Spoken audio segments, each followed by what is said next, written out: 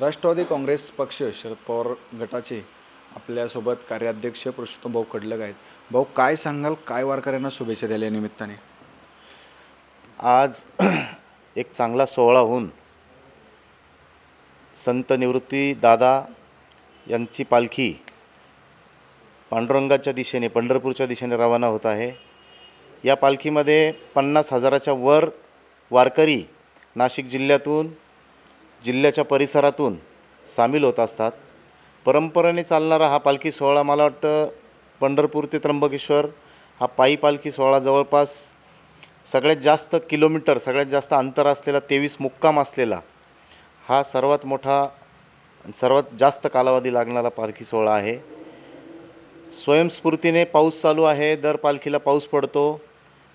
पावसामध्ये अतिशय उत्साहाने सर्व वारकरी पांडुरंगाच्या दिशेने निघालेले आहेत। आत्ताच कुशावर्त तीर्थावर दर्शन घेऊन आणि त्र्यंबक राजाच्या दर्शनाला देखील पालखी त्या ठिकाणी जात आहे। खासदार राजाभाऊ आजेंनी फिरतं रुग्णालय या पालखीला दिलं, नारळ वाढवून त्यांनी पालखीला शुभेच्छा दिल्या। त्याचबरोबर राज ठाकरेही मला वाटतं आलेले होते आणि नाशिकच्या पुढे गेल्यानंतर अनेक दिंड्या याच्यामध्ये सामील होतात, त्याच्यामध्ये जवळपास लाखाच्या वर ही संख्या असते। नक्कीच भाऊ, राज ठाकरे या ठिकाणी येऊन गेले, त्याचप्रमाणे आपल्या पक्षाचे राष्ट्रीय अध्यक्ष शरदचंद्रजी पवार साहेब देखील काही काल पालखी सोहळ्यामध्ये संत जगद्गुरू तुकाराम महाराजांच्या पालखी सोहळ्यामध्ये सहभागी होणार आहे। कशा प्रकारे कार्यकर्त्यांमध्ये उत्साह आहे आणि 84 वर्षाचा योद्धा जर पालखी सोहळ्यामध्ये सामील होतोय तर आपल्यासारख्यांनी का त्या पालखी सोहळ्यात सहभागी होऊ नये? महाराष्ट्राचं दैवत नव्हे, हिंदुस्थानचं दैवत असलेल्या पंढरपूरच्या पांडुरंगावरती संपूर्ण महाराष्ट्राची श्रद्धा आहे। या महाराष्ट्राचा बळीराजा हा पांडुरंगावर श्रद्धा ठेवून आणि या महाराष्ट्रामध्ये काम करत असतो। आदरणीय शरदचंद्रजी पवार साहेब नेहमी शेतकऱ्यांसाठी, कामगारांसाठी, वंचितांसाठी काम करत असतात। या महाराष्ट्रातला शेतकरी हा देखील शरदचंद्रजी पवार साहेबांना दैवत मानतो।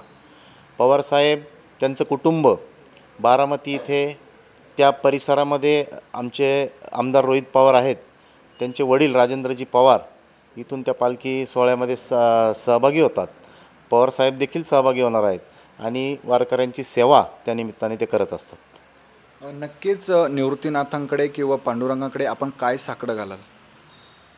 यावर्षी मागच्या वर्षी तुलनेमध्ये सरासरीपेक्षा थोडा कमी पाऊस पडला, शेतकऱ्यांचं भरपूर नुकसान झालं। सरकारही पाहिजे तसं लक्ष या शेतकऱ्यांकडे देत नाही। मी पांडुरंगाला, निवृत्तीदादाला एवढीच विनंती करेल की यावर्षी भरपूर पाऊस पडला पाहिजे, अवकाळी पाऊस टळला पाहिजे आणि शेतकरी सदन झाला तरच महाराष्ट्राची आर्थिक सुबत्ता वाढेल। त्यामुळे या शेतकऱ्याला बळ देण्याचं काम या पांडुरंगाने करावं अशी मी विनंती करतो। नक्कीच आपल्यासोबत राष्ट्रवादी काँग्रेस शरद पवार पक्षाचे कार्याध्यक्ष पुरुषोत्तम भाऊ कडलग होते।